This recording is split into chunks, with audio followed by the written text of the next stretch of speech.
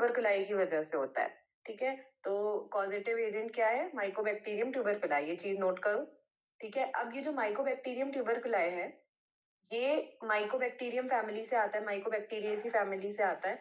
तो ऐसा नहीं है कि सिर्फ माइकोबैक्टीरियम ट्यूबरकुलाई से ही होगा, इसकी अदर स्पीसीज से भी ट्यूबरकुलोसिस हो सकता है। ठीक है, ये चीज याद रखनी है। अब ये जो बैक्टीरिया होता है, ये होता है ग्राम पॉजिटिव और एरोबिक बैक्टीरिया। ठीक है, नोट करते जाओ साथ साथ। क्या होता है? ग्राम पॉजिटिव और एरोबिक बैक्टीरिया होता है। ठीक है, ये तो समझ आता है ना, gram positive gram negative bacteria. बोलो। बहुत स्टेन के बेसिस पे होता है ना? स्टेन के बेसिस पे भी होता है।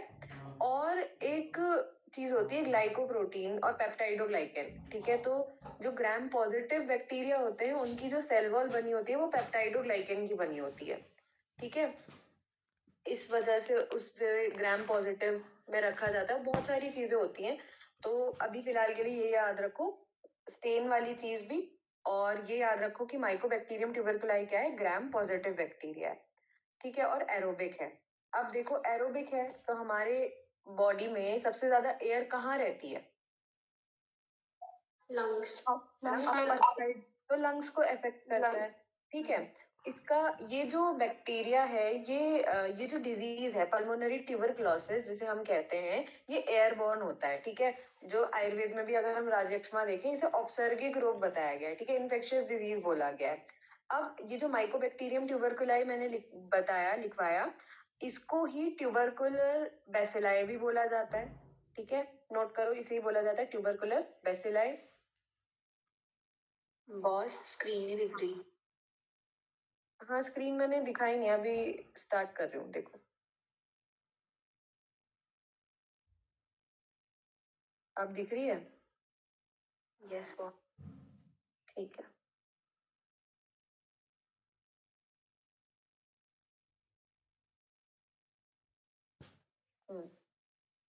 और इसे क्या बोलते हैं?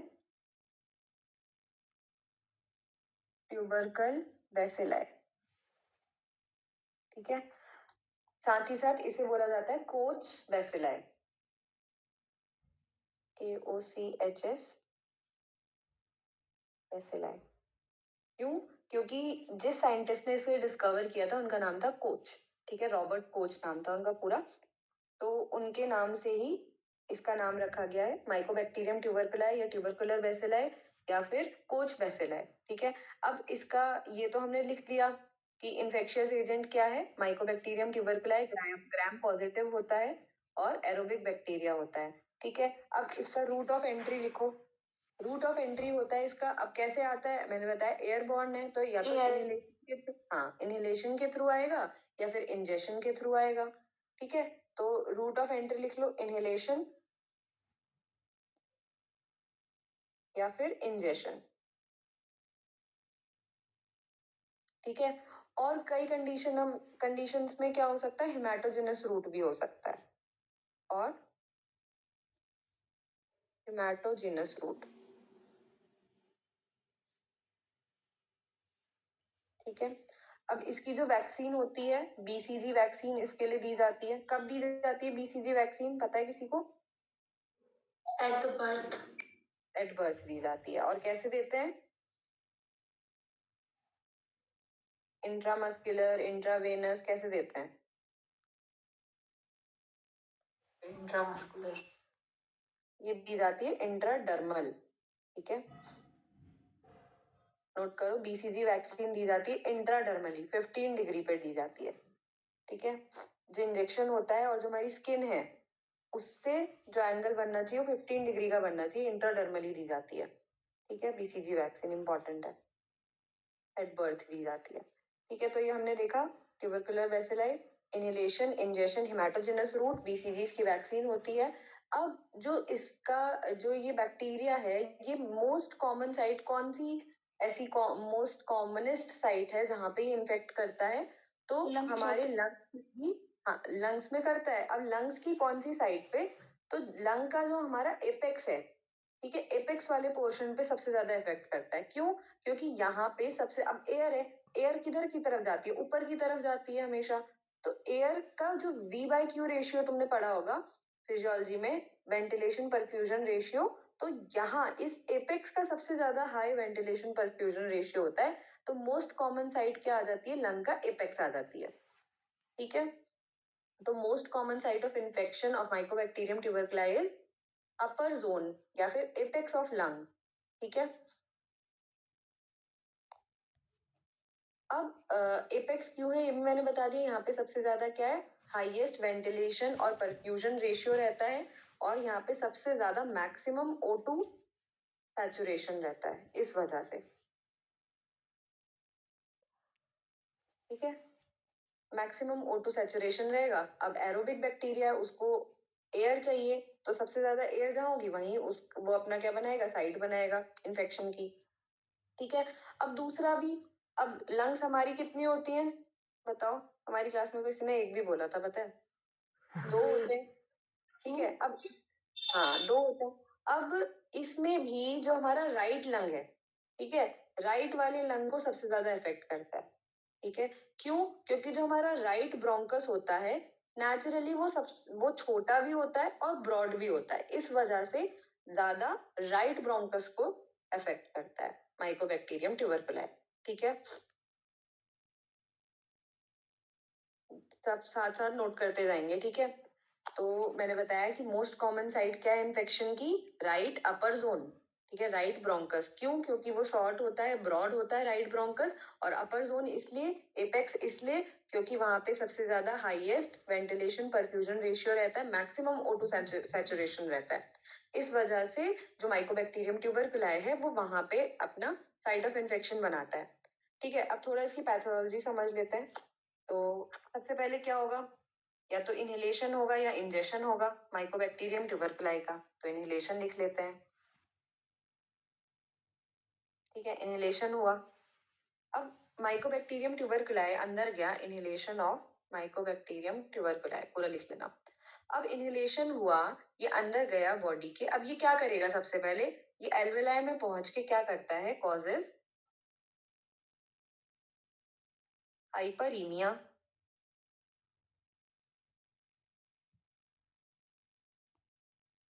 And congestion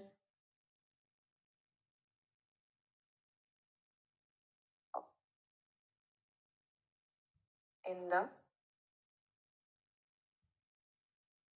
alveoli. ठीक है, तो ये वहां पहुंच के क्या करेगा, हाइपरीमिया करेगा और कंजेशन करेगा। हाइपरीमिया क्या होता है कि जहां कहीं भी हमारी ब्लड सप्लाई इंक्रीज हो रही है। ठीक है, हाइपरीमिया ऐसे याद रखो कि ब्लश, यहाँ पे क्या है, फ्लो मेंटेन रहता है। जैसे कि हम देखते हैं ना, गाल लाल हो जाते हैं, तो वो एकदम से क्या है, वहां पे हाइपरीमिया बोला जाता है उसे, वहां पे ब्लड सप्लाई इंक्रीज होती है। ठीक है, तो इससे याद रखो, हाइपरीमिया में क्या है, ब्लड सप्लाई रुकेगी नहीं कहीं पे, लेकिन वहां पे ब्लड सप्लाई इंक्रीज हो जाएगी, फ्लो ऑब्स्ट्रक्ट नहीं होगा, कहने का ये मतलब है। लेकिन कंजेशन में क्या होता है, फ्लो ऑब्स्ट्रक्ट हो जाता है, और इसमें भी ब्लड सप्लाई, दोनों ही कंडीशन में ब्लड सप्लाई इंक्रीज हो रही है, लेकिन कंजेशन में क्या होगा, ऑब्स्ट्रक्शन हो जाएगा, और हाइपरीमिया में ऑब्स्ट्रक्शन कहीं पर नहीं होगा, फ्लो मेंटेन रहेगा। ठीक है, इतनी बात समझ आई? Yes boss. Yes boss. तो माइकोबैक्टीरियम ट्यूबरकुलाई का इनहेलेशन हुआ, उससे क्या होगा, हाइपरीमिया होगा, कंजेशन होगा। ठीक, अब ये क्या होता है, जो भी रीजन बना जहां पर भी, अब ये एल्वेलाई में गया, हाइपरीमिया हुआ, कंजेशन हुआ, तो वहां पे क्या होगा, इन्फ्लेमेटरी प्रोसेस स्टार्ट हो जाएगी। अब जो इन्फ्लेम्ड रीजन है उसका क्या होगा, वो आगे लिख रही हूं। तो the centre of inflamed region becomes necrosed. ठीक है, and looks like cheese. ठीक है, अब जो जहां पर इन्फ्लेमेटरी प्रोसेस हुई थी, वहां पर क्या होगा, उसका जो सेंटर था वो नेक्रोस होना स्टार्ट हो जाएगा। ठीक है, क्योंकि ब्लड सप्लाई हैम्पर हो रही है, तो उस वजह से धीरे धीरे सेल को प्रॉपर क्या नहीं मिल पाएगी, ऑक्सीजन नहीं मिल पाएगी, तो उस वजह से वहां पे सेंटर पार्ट से नेक्रोसिस स्टार्ट होती है। ठीक है, अब जो नेक्रोसिस स्टार्ट होती है वहां पर मान लिया कोई एक ऐसा, मान लिया एक सेल है, यहाँ पे सेंटर पे नेक्रोसिस स्टार्ट हुई और ऐसे ही कई सारे सेंटर बन रहे हैं, तो इस वजह से यहाँ पर एक ऐसी चीज की तरह अपीयरेंस आने लग जाती है। ठीक है, तो इसीलिए बोला है कि लुक्स लाइक चीज। और द साइट ऑफ इन्फेक्शन, अब ये जो साइट बनी इसको क्या बोलते हैं, इसको बोलते हैं, is known as primary focus और कॉन्स फोकस, इसका नाम है, इसको कॉन्स फोकस बोला जाता है। ठीक है, ये पूछा भी जाता है, एमसीक्यू में भी पूछा जाएगा कि गॉन्स फोकस किससे रिलेटेड है। ठीक है, तो सबसे पहले माइकोबैक्टीरियम ट्यूबरकुलाई का इनहेलेशन हुआ, उससे ये पहुंचा एल्वेलाई में, वहां पर इसने क्या किया, हाइपरीमिया करा, कंजेशन करा, वहां पर पहुंच के जो सेंटर था उसको नेक्रोस किया और एक चीज की तरह अपीयरेंस वहां पे दिखने लग गई। अब जो साइट थी इन्फेक्शन की उसको क्या बोला गया, अब ये जो चीज की तरह जो अपीयरेंस बनी इसको प्राइमरी फोकस बोला गया, या फिर इसे और क्या बोला जाता है, गॉन्स फोकस बोला जाता है। ठीक है, तो ये हमने देखी पैथोलॉजी पल्मोनरी ट्यूबरकुलोसिस की। ठीक है, अब कौन से ऐसे फैक्टर्स हैं जो रिस्क फैक्टर्स जिन्हें हम बोलेंगे, ठीक है, जिनकी वजह से टीबी प्रेसिपिटेट करता है। तो अब देखो, कोई भी इन्फेक्शन होता है, मान लिया नॉर्मल आप लोगों को कॉमन कोल्ड ही हो रहा है, तो ज्यादा सबसे पहले हम क्या दिमाग में आता है कि इम्यूनिटी लो हो रही है किसी भी पर्सन की, तब जाके उसको इन्फेक्शन हो रहा है। तो यहाँ भी सेम केस है। तो इसके अगर हम रिस्क फैक्टर्स लिखें तो सबसे पहले तो आ जाएगा इम्यूनो कॉम्प्रोमाइज पेशेंट, जिनकी भी इम्यूनिटी कॉम्प्रोमाइज्ड है, जब भी इम्यूनिटी कम होगी तभी इन्फेक्शन होएगा। ठीक है, तो इसके रिस्क फैक्टर्स में सबसे पहले लिखोगे इम्यूनो कॉम्प्रोमाइज्ड पेशेंट्स।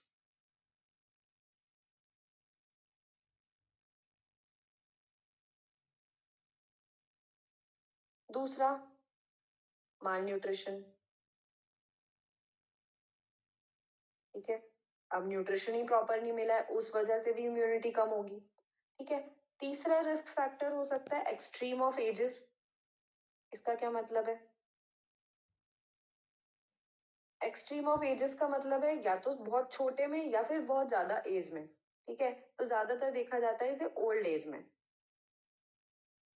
ठीक, अगले कुछ रिस्क फैक्टर्स आ गए, जैसे अल्कोहल लिख लो, स्मोकिंग,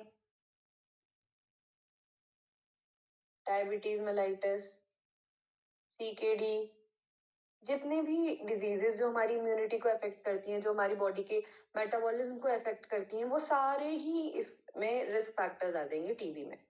ठीक है, अब आते हैं इसका इंक्यूबेशन पीरियड। माइकोबैक्टीरियम ट्यूबरकुलाई का इंक्यूबेशन पीरियड कितना होता है, ये होता है 4 to 8 वीक्स का। ठीक है, इंक्यूबेशन पीरियड रहता है 4 to 8 वीक्स का, या फिर 1 to 2 मंथ्स भी बोल सकते हैं इसे ही। ठीक है, अब आते हैं इसके क्लिनिकल फीचर्स पे। अब क्या क्या सिम्टम्स बताएगा पेशेंट, तो क्लिनिकल फीचर्स क्या क्या मिलते हैं, इसमें मिलता है evening rise of temperature, evening rise of temperature. अब रेस्पिरेटरी सिस्टम की बीमारी है तो कफ तो मिलेगा ही। ठीक है, कफ, कभी कभी कफ विथ क्या मिल सकता है, ब्लड, जिसे क्या बोला जाता है, हिमोप्टाइसिस। अच्छा, दो चीजें होती हैं देखो, एक होता है कि हमारे जीआई ट्रैक्ट से ब्लड आ रहा है, आ तो माउथ से ही रहा है। दूसरा होता है एक रेस्पिरेटरी ट्रैक्ट से ब्लड आ रहा है, तो इनके टर्म्स होते हैं कुछ, ये पता है किसी को। एक तो मैंने लिख ही दिया हिमोप्टिसिस, अगर रेस्पिरेटरी ट्रैक्ट से ब्लड आ रहा है तो उसे हिमोप्टिसिस कहेंगे, और अगर जीआई ट्रैक्ट से आ रहा है तो उसे क्या बोलते हैं, बताओ। पाइल्स। हाँ, बताओ तनुजा, इंशा बताओ क्या बोलेंगे, अगर जीआई ट्रैक्ट से ब्लड आ रहा है माउथ के थ्रू। बस हेमेटोमेसिस। हाँ, हेमेटोमेसिस बोलेंगे, ठीक है। तो यहाँ पे मिलता है हिमोप्टिसिस। ये वर्ड्स याद रखना है। हिमोप्टिसिस मींस कि रेस्पिरेटरी ट्रैक्ट से आ रहा है, और हिमेटोमेसिस, हिमेटोमेसिस ये जीआई ट्रैक्ट से आ रहा है, ठीक है। तो ये तो अलग बात थी। यहाँ पर हम देख रहे थे हिमोप्टिसिस मिलेगा, ठीक है। अगला एनोरेक्सिया मिल सकता है, वेट लॉस मिलेगा, डिस्निया मिलेगा। डिस्निया क्या होता है? Difficulty difficulty. कितनी ग्रेड्स होती हैं इसकी? कितनी ग्रेड्स होती हैं डिस्निया की? 5।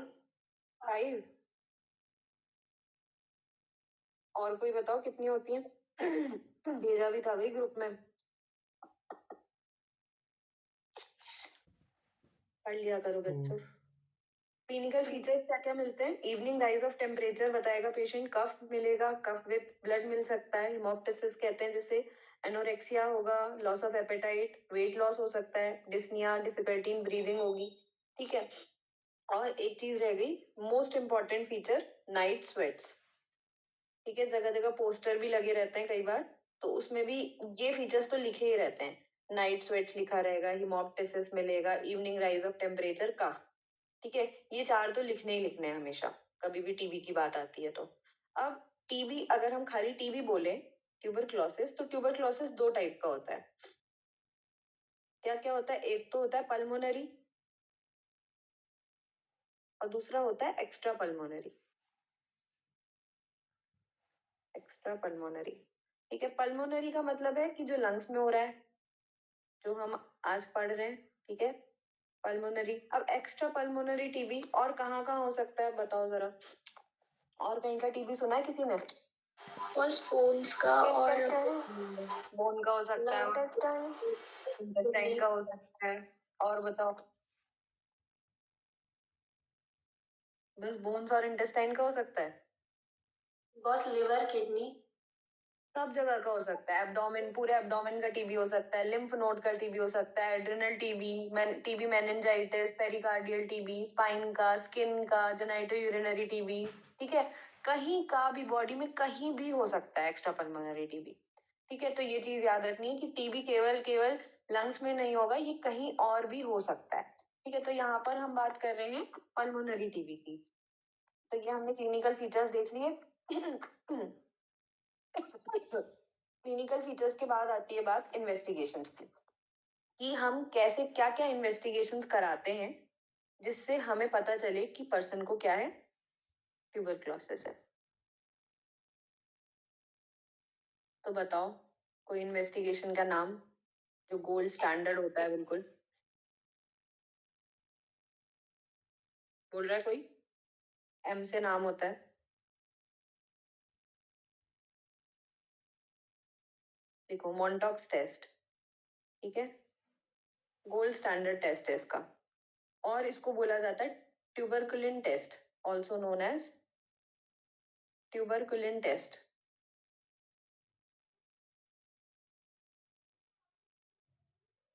या फिर और क्या बोला जाता है इसे, पीपीडी, प्योरिफाइड प्रोटीन डेरिवेटिव, ठीक है। अब इस टेस्ट में करते क्या है, इसमें ना इंड्यूरेशन देखा जाता है। अब इसमें, अब नाम से ही पता चल रहा है ट्यूबरकुलिन टेस्ट, तो इसमें क्या करते हैं, ट्यूबरकुलिन प्रोटीन होता है, ठीक है, ध्यान से सुनना, भी पूछूंगी किसी का भी माइक ओपन करा के। ट्यूबरकुलिन प्रोटीन लिया जाता है, कितना लेते हैं, 0.1 ml ट्यूबरकुलिन प्रोटीन लिया जाता है। उसको क्या करते हैं, उसको इंट्राडर्मली, हाँ, फोर आर्म के वोलर एस्पेक्ट पे, ठीक है, वोलर एस्पेक्ट, अब इतनी तो एनाटॉमी पढ़ी होगी, वोलर एस्पेक्ट क्या होता है पता ही होगा, ठीक है। तो 0.1 ml ट्यूबरकुलिन प्रोटीन जो कि डाइल्यूटेड होता है, उसको एक सिरिंज में भरते हैं और उसको इंजेक्ट किया जाता है वोलर एस्पेक्ट पे, ठीक है, ये हाथ है, यहाँ पे मान लिया इंजेक्ट कर दिया, फिर जहां जिस पोर्शन पे, ये मान लिया हाथ है, यहाँ पे इतने मान लिया यहाँ पे इंजेक्ट किया, ये पॉइंट मैंने बनाया, तो इसके चारों तरफ 10 mm जितनी रेडियस में क्या करते हैं, एक सर्कल ड्रॉ कर देते हैं पेन से, ठीक है। और क्या करते हैं, इसको उस सर्कल को मिटाया नहीं जाता है, फिर वेट करते हैं और देखते हैं कि जो हमने इंजेक्ट किया था उसके बाद इन्फ्लेमेशन कितनी रेडियस तक आया है। अगर तो इन्फ्लेमेशन लेस देन 5 mm के रेडियस में आता है तो क्या होता है, ये टेस्ट नेगेटिव माना जाता है, ठीक है। मान लिया इन्फ्लेमेशन, मान लिया ये सर्कल हमने ड्रॉ किया था, इन्फ्लेमेशन आया सिर्फ और सिर्फ इतने से एरिया में, तो हम इसे क्या बोलेंगे, ये नेगेटिव टेस्ट है, ठीक है। अगर जो इंड्यूरेशन है या जो इन्फ्लेमेशन है वो 5 to 10 mm के बीच में आया, उसकी रेंज इतनी थी, तो हम इसको क्या बोल सकते हैं, ये सस्पेक्टेड पॉजिटिव का केस है या फिर वीक पॉजिटिव टेस्ट हो सकता है, तो इसको लिख लो सस्पेक्टेड पॉजिटिव, ठीक। अगर मोर देन 10 mm का इंड्यूरेशन आता है, यानी जो इंड्यूरेशन आ रहा है, जो इन्फ्लेमेशन दिख रहा है हाथ में, वो ये जो सर्कल है इसको भी क्रॉस कर गया, ठीक है, तो इसे हम पक्का पक्का पॉजिटिव मानेंगे, ठीक है। ये क्या है, एक पॉजिटिव केस है टीबी का। दोबारा से सुनो, मॉन्टॉक्स टेस्ट, इसे क्या बोला जाता है, ट्यूबरकुलिन टेस्ट भी बोला जाता है या फिर प्योरिफाइड प्रोटीन डेरिवेटिव भी बोला जाता है। इस टेस्ट में क्या करते हैं, 0.1 ml डाइल्यूटेड ट्यूबरकुलिन प्रोटीन लिया जाता है, उसको इंट्राडर्मली पोलर एस्पेक्ट पे इंट्राडर्मली इंजेक्ट किया जाता है फोरआर्म में, और जहां पर हमने इंजेक्ट किया है उसके चारों तरफ 10 mm की रेडियस में हम एक सर्कल ड्रॉ कर देते हैं और उस सर्कल को मिटाते नहीं है, ठीक है। फिर वेट करते हैं और देखते हैं कि जो सर्कल है, अगर उसकी रेडियस हमने 10 mm रखी थी, अगर 5 mm से कम में इंड्यूरेशन आ रहा है, इन्फ्लेमेशन आ रहा है, तो हम उसे बोलेंगे कि टेस्ट नेगेटिव है। अगर 5 से 10 mm के बीच में आ रहा है तो हम सस्पेक्ट कर सकते हैं कि पॉजिटिव केस है या फिर वीक पॉजिटिव टेस्ट है, ठीक है। और अगर 10 mm से ज्यादा इन्फ्लेमेशन दिख रहा है तो हम उसे मानेंगे कि ये पॉजिटिव टेस्ट है, ठीक है। इतनी बात समझ आई सभी को? Yes boss. किसी को नहीं आई तो बता दो, दोबारा बताऊंगी। आ गई सभी को? Yes boss. ठीक है। अरे वहां तो हरीश भी आया क्लास में। टाइम नहीं होता होगा ना हरीश क्लास लेने का? क्यों? बहुत थोड़ी प्रॉब्लम चल रही थी हेल्थ की ना। चलो कोई बात नहीं।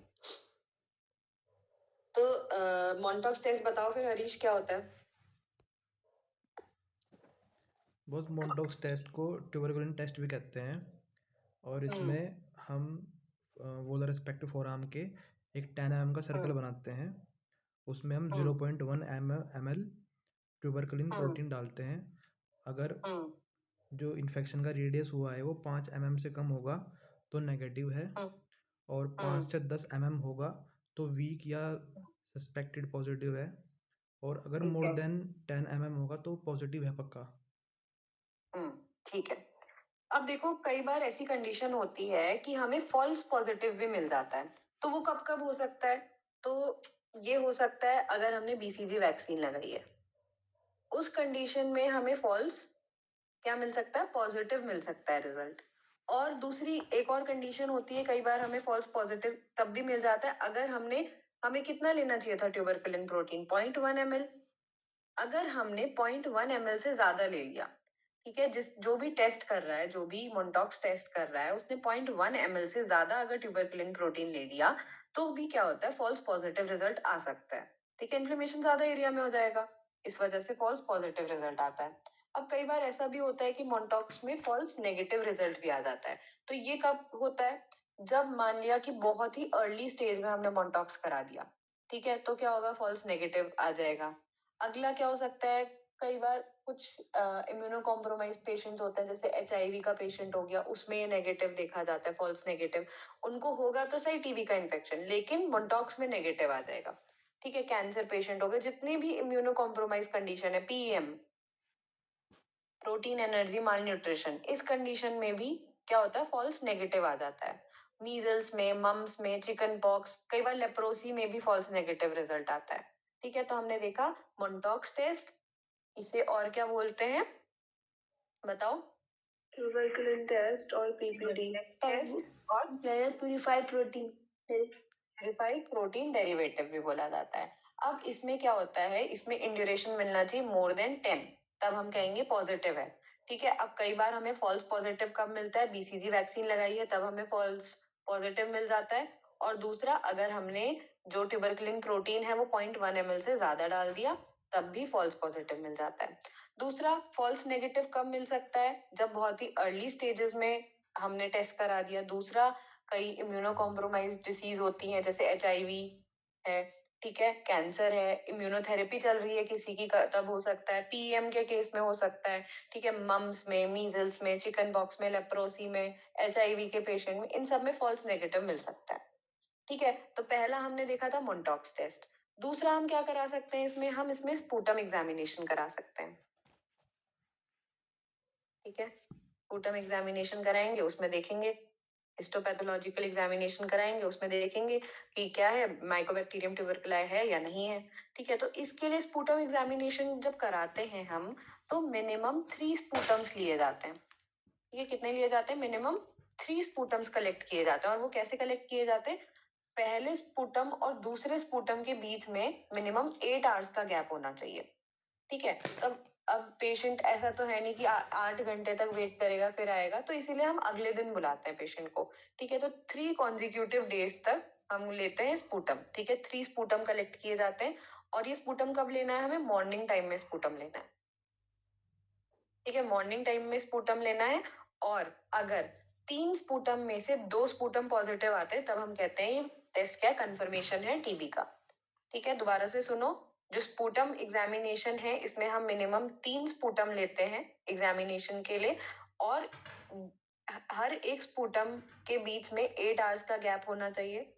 अब पेशेंट की सहूलियत के लिए हम क्या करते हैं, 3 अलग अलग डेज पर, 3 कॉन्जिक्यूटिव डेज पर लगातार हम ले लेते हैं स्पूटम, और ये स्पूटम लिया जाता है मॉर्निंग में। अगर 3 में से 2 स्पूटम पॉजिटिव आ रहा है तो ये कंफर्मेटरी टेस्ट है TB का।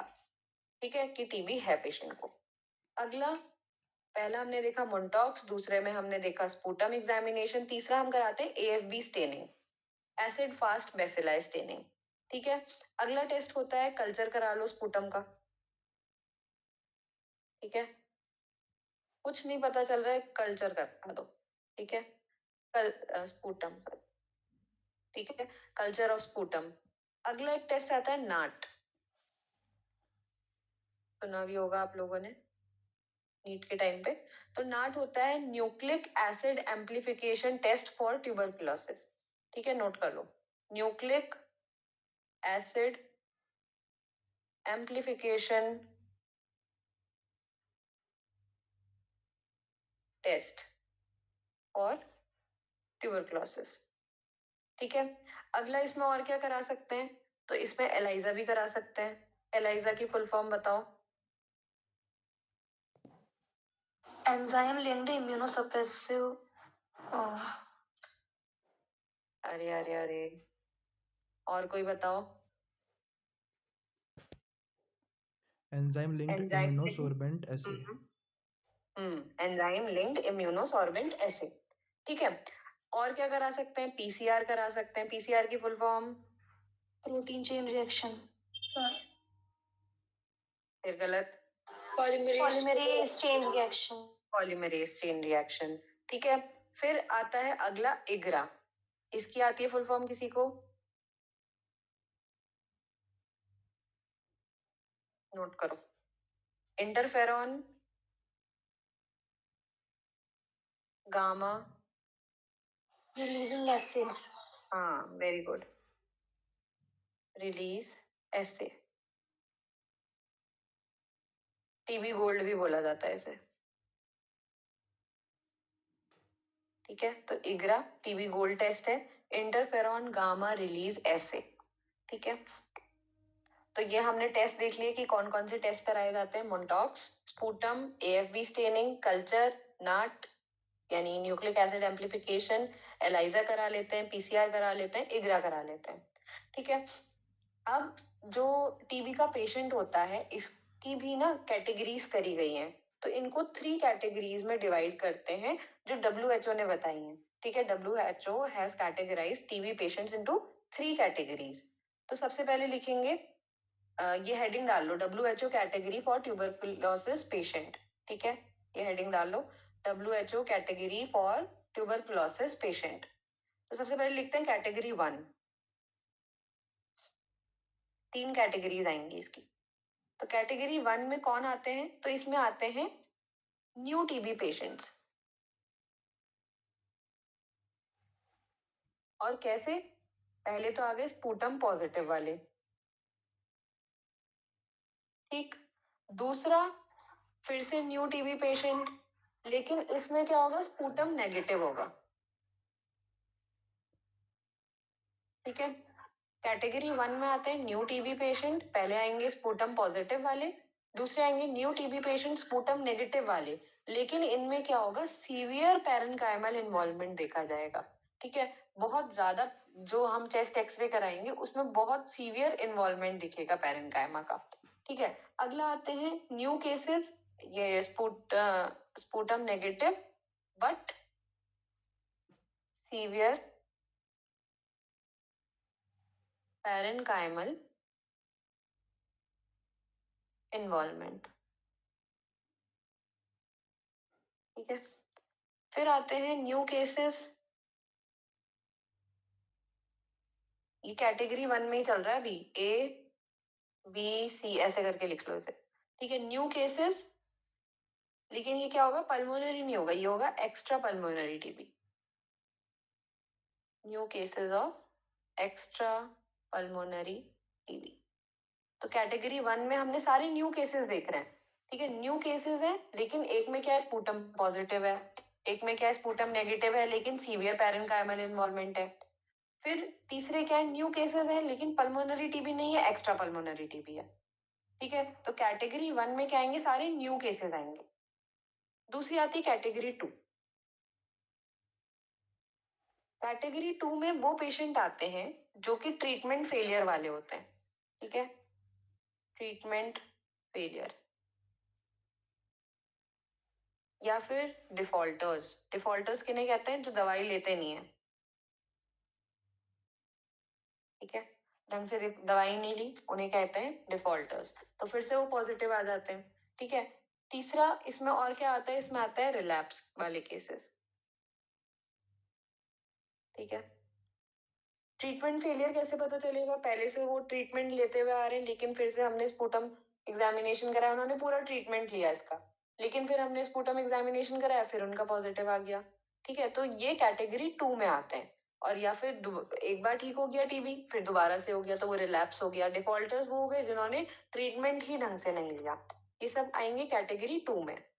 ठीक है, फिर आते हैं कैटेगरी 3। अब कैटेगरी 3 में क्या आते हैं? तो कैटेगरी 3 में आते हैं स्पूटम नेगेटिव वाले। स्पूटम नेगेटिव न्यू पेशेंट, और इनमें क्या होता है? लेस पैरेन्काइमल इन्वॉल्वमेंट होता है। कैटेगरी 3 वाले जो पेशेंट है ना, ये सबसे जल्दी ठीक होते हैं। Sputum negative new patient, less parenchymal involvement.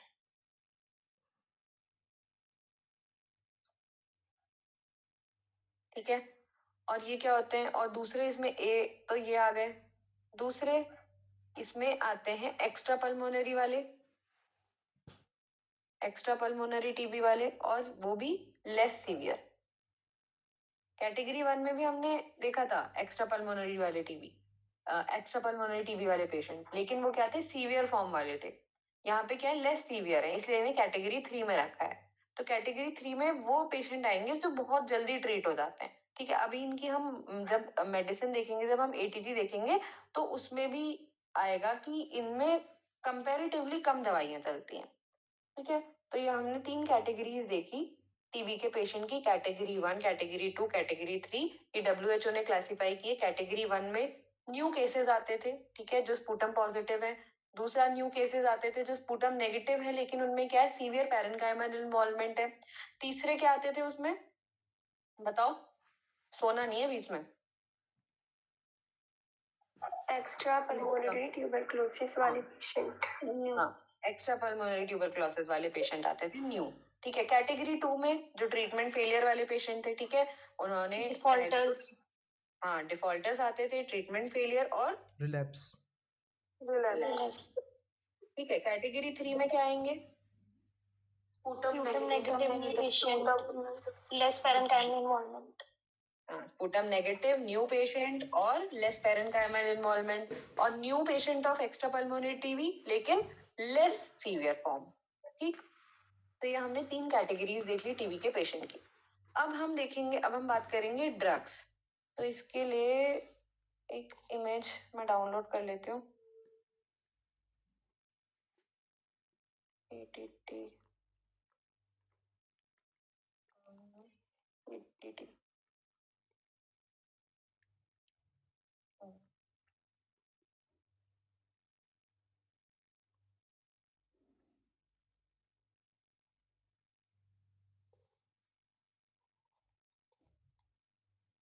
Hypertensive क्यों कर रहा है?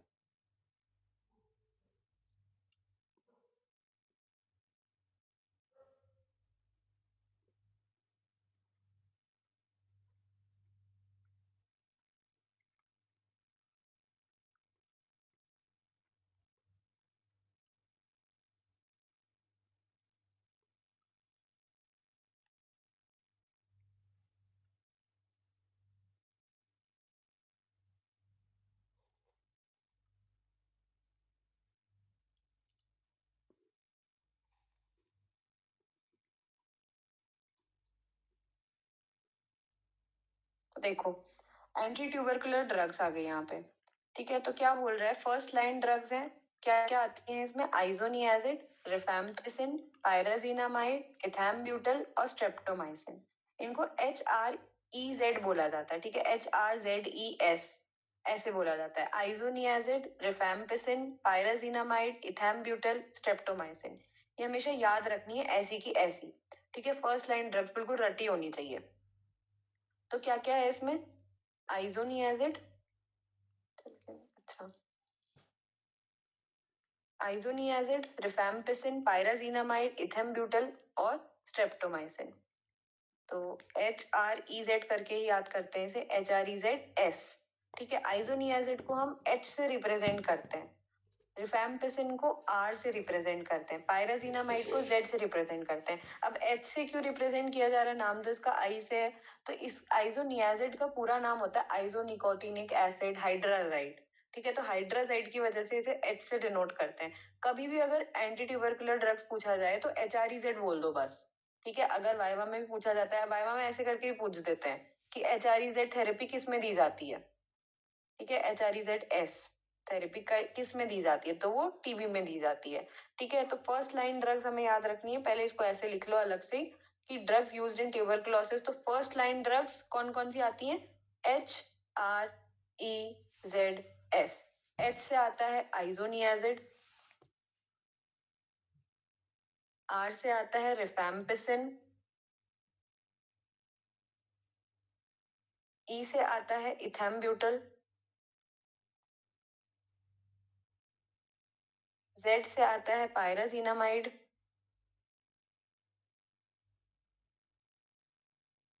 ये तो सारी हो गई हमारी टीबी के लिए। और एक हमारी एंटीबायोटिक आती है, मतलब ये भी एंटीबायोटिक ही है, लेकिन एक हमारी अलग, इनकी क्लास से थोड़ी अलग आती है। ये आती है अमीनोग्लाइकोसाइड्स में, स्ट्रेप्टोमाइसिन। ठीक है, ये सारी आती है फर्स्ट लाइन ड्रग में। ट्यूबरकुलोसिस की फर्स्ट लाइन ड्रग आती हैं आइजोनियाजिड, रिफैम्पिसिन, इथैम्ब्यूटल, पायराजीनामाइड, स्ट्रेप्टोमाइसिन। ठीक है, फिर आती है हमारी सेकेंड लाइन ड्रग्स। तो देखो सेकेंड लाइन ड्रग्स में क्या क्या आते हैं? फ्लोरोक्विनोलॉन्स आते हैं। जब मैं एंटीबायोटिक्स पढ़ाऊंगी ना तो उसमें कैटेगरीज हैं बहुत सारी। तो फ्लोरोक्विनोलॉन्स में आती है ऑफ्लोक्सेसिन, लीवोफ्लॉक्सेसिन, मॉक्सीफ्लॉक्सेसिन, जितनी भी फ्लॉक्सेसिन आती हैं वो सारी फ्लोरोक्विनोलॉन्स ग्रुप के अंदर आती हैं। ठीक है, तो फर्स्ट लाइन ड्रग्स जो होती है ना, फर्स्ट लाइन का मतलब ही ये, सबसे पहले टीबी का पेशेंट आ रहा है तो हम फर्स्ट लाइन ड्रग्स यूज करते हैं। इन केस अगर टीबी का बैक्टीरिया इन ड्रग्स से रेजिस्टेंट हो गया है, ठीक है, तब हम जाके सेकेंड लाइन ड्रग्स पे आते हैं। तो इसमें और क्या आती हैं? अदर ओरल ड्रग्स आ गई, इथियोनामाइड, प्रोथियोनामाइड, साइक्लोसेरिन, ठीक है। फिर इंजेक्टेबल ड्रग्स में आ जाती हैं कानामाइसिन, अमीकासिन, कैप्रियोमाइसिन। तो इसमें से भी सेकेंड लाइन ड्रग्स में से एक फ्लोरोक्विनोलोन्स याद रखनी है, एक इंजेक्टेबल ड्रग्स याद रखनी है। और इधर फर्स्ट लाइन ड्रग्स तो हमेशा याद होनी ही चाहिए, ठीक। एंटी ट्यूबरकुलर ड्रग्स में दो कैटेगरीज आती हैं, एक फर्स्ट लाइन ड्रग्स, एक second line drugs. First line drugs में आती है हमारी isoniazid, rifampicin, pyrazinamide, ethambutol, streptomycin. Second line drugs में आती हैं फ्लोरोक्विनोलोन्स और इंजेक्टेबल ड्रग्स। फ्लोरोक्विनोलोन्स में फ्लॉक्सेसिन जितनी भी होती हैं। इंजेक्टेबल ड्रग में भी अमीनोग्लाइकोसाइड्स आती हैं, जिनमें से आता है कानामाइसिन, अमीकासिन, कैप्रियोमाइसिन, ठीक है।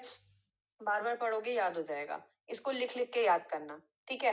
अब देखो, एक टेबल जैसी बना लो, यहाँ पर ड्रग का नाम आएगा, इधर उसकी डोज आएगी, इधर उसका साइड इफेक्ट आएगा, ठीक है। यहीं पे याद हो जाएंगी ये चीजें, नोट करते जाना साथ साथ, ठीक है। तो ये हम बात करें फर्स्ट लाइन ड्रग्स की। अब देखो, फर्स्ट लाइन ड्रग में सबसे पहली थी हमारी आइजोनियाजिड। आइजोनियाजिड की डोज होती है 5 mg पर kg, ठीक है। दूसरी ड्रग क्या थी बताओ?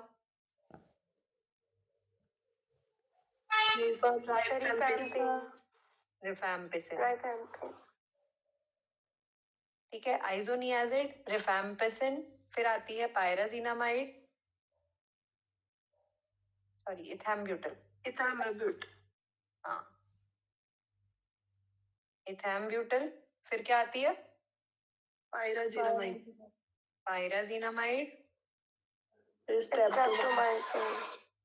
स्ट्रेप्टोमाइसिन,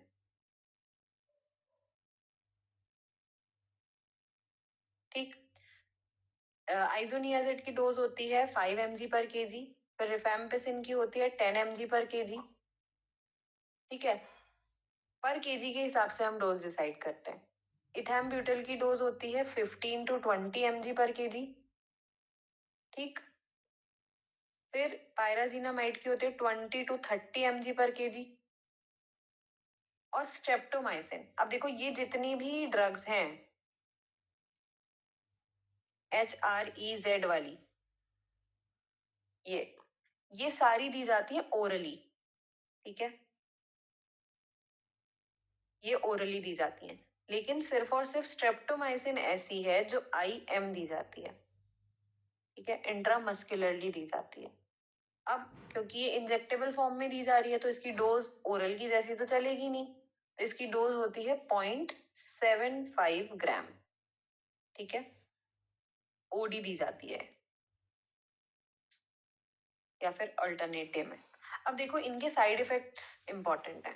ये जो ड्रग्स होती है फर्स्ट लाइन ड्रग्स जो होती है ना, इनके साइड इफेक्ट्स जो होते हैं इंपॉर्टेंट है, याद रखने, ठीक। जो फर्स्ट लाइन ड्रग्स हमारी होती हैं ये ज्यादा इफेक्टिव होती हैं और लेस टॉक्सिक होती हैं। जो इनके साइड इफेक्ट्स आएंगे भी ना, वो बाकी जो सेकेंड लाइन ड्रग्स हैं उनके कंपैरिजन में बहुत कम है, लेकिन वो भी ज्यादा ही लगते हैं हमें। तो देखो आइजोनियाजिड जो होती है वो क्या होती है? हिपैटोटॉक्सिक होती है। हिपैटोटॉक्सिक मतलब बताओ? लिवर के लिए टॉक्सिक, लिवर के लिए टॉक्सिक होती है। और साथ साथ आइजोनियाजिड करती है पेरिफेरल न्यूराइटिस।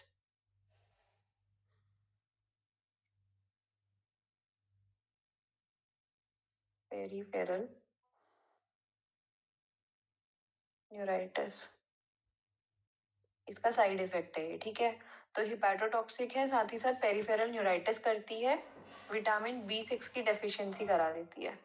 इसीलिए आइजोनियाजिड के साथ में हम विटामिन B6 के सप्लीमेंट्स चला देते हैं, ठीक है। तो ये ठीक हो जाएगा।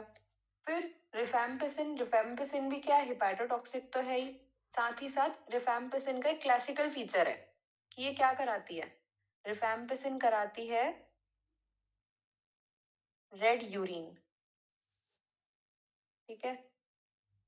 तो ये इसका फीचर है, बहुत बार पूछा जाता है, वाइवा में भी पूछते हैं कि कौन सी ऐसी ड्रग है जो रेड यूरिन कॉज करती है, तो वो है हमारी रिफैम्पिसिन, ठीक है। ई से इथैम्ब्यूटल, ई से आई, तो इथैम्ब्यूटल जो होती है ये आई के लिए टॉक्सिक होती है, तो ये कराती है ऑप्टिक न्यूराइटिस। ठीक है, देखने में दिक्कत आती है पेशेंट को, कई बार कलर विजन लॉस हो जाता है। ठीक है, तो ऑप्टिक न्यूराइटिस कराती है इथैम्ब्यूटल। अगली आती है हमारी पायराजिनामाइड। पायराजिनामाइड भी क्या होती है, हिपैटोटॉक्सिक होती है। साथ ही साथ ये क्या कराती है, ये कराती है गाउटी आर्थराइटिस।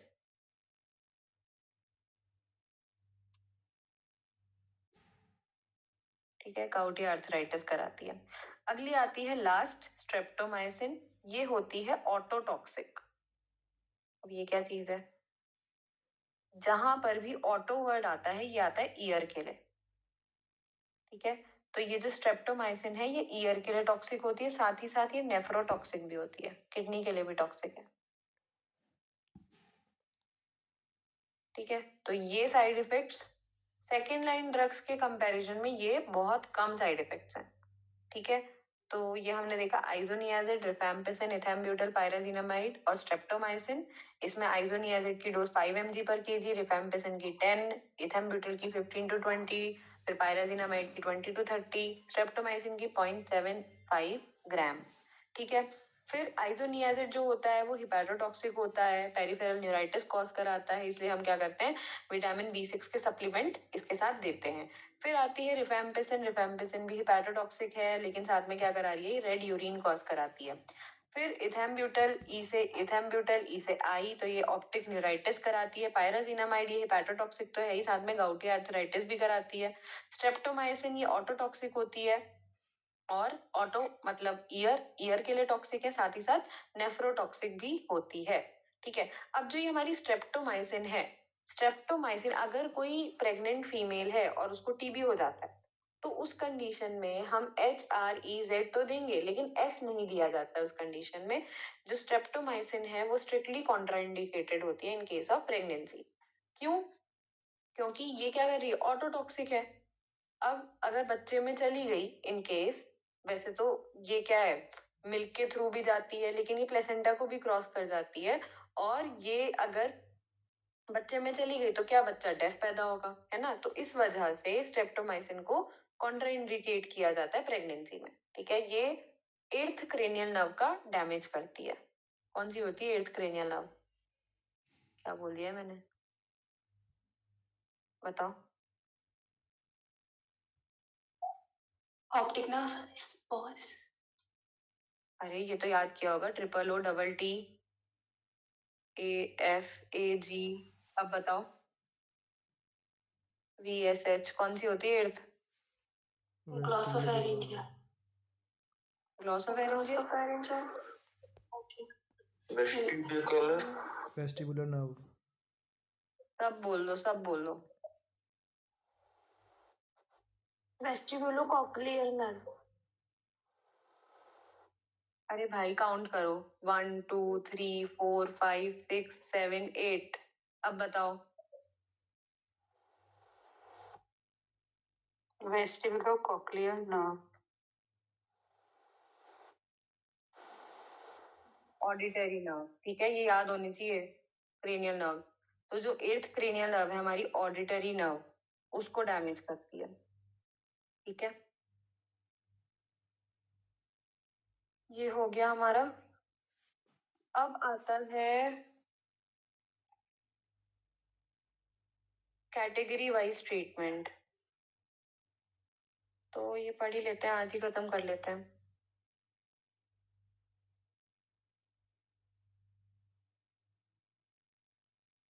कैटेगरी 1। ठीक है, कैटेगरी 1 में हम ट्रीटमेंट क्या चलाते हैं, अब देखो जो ट्यूबरक्लोसिस का ट्रीटमेंट चलता है ना, ये 2 फेजेस में चलता है। एक चलता है इंटेंसिव फेज,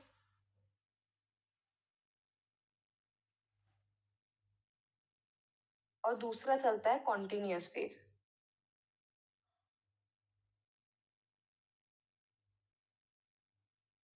ठीक है, 2 फेजेस में चलता है ट्रीटमेंट। अब जो कैटेगरी 1 वाले पेशेंट थे, जिसमें सारे न्यू वाले पेशेंट आ रहे थे, ठीक है, new positive, new negative, severe parenchymal involvement, ये चीजें हमने देखी थी। तो इनमें भी क्या चलेगा, तो कैटेगरी 1 में चलता है ट्रीटमेंट 6 मंथ के लिए। ठीक, कैटेगरी 2 में चलता है 8 मंथ्स के लिए। और कैटेगरी 3 जो सबसे इजीली ट्रीटेबल थी,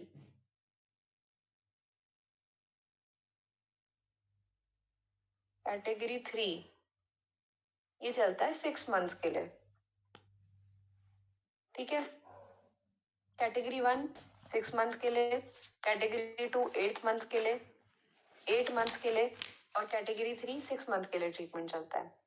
और इसमें भी ये चलेगा इंटेंसिव फेज, कॉन्टिन्यूस फेज, इसमें भी इंटेंसिव फेज, कॉन्टिन्यूएशन फेज, इधर भी इंटेंसिव फेज, कॉन्टिन्यूएशन फेज। अब ये भी कैसे चलता है, तो इसमें 6 मंथ्स को हम डिवाइड करते हैं 2+4 में। इसमें इंटेंसिव फेज चलता है 2 मंथ्स के लिए और कॉन्टिन्यूस फेज चलता है 4 मंथ्स के लिए। कैटेगरी 2 में 8 मंथ्स के लिए ट्रीटमेंट चलता है, इसको ऐसे पढ़ते हैं हम 2+1+5। ठीक है, 2+1 इधर चलेगा इंटेंसिव फेज, 2+1 चलेगा, और 5 मंथ्स के लिए चलेगा कॉन्टिन्यूएशन फेज। अब ये बताऊंगी 2+1 क्या है। ठीक है, 6 मंथ्स में भी यहाँ पर सेम चलता है 2+4। ठीक है, पहले ये याद रखना है। कैटेगरी 1 में जो पेशेंट थे उनमें 6 मंथ्स तक ट्रीटमेंट चलेगा। ट्रीटमेंट जो भी चलता है टीबी का वो 2 फेजेस में चलता है, इंटेंसिव फेज और कॉन्टिन्यूएशन फेज में। ठीक है, कैटेगरी 2 में 8 मंथ्स के लिए चलेगा, 2+1+5 चलेगा। इसमें 3 मंथ्स के लिए इंटेंसिव फेज चलता है, 2+1 लिखा है। कॉन्टिन्यूएशन फेज चलता है 5 मंथ्स के लिए।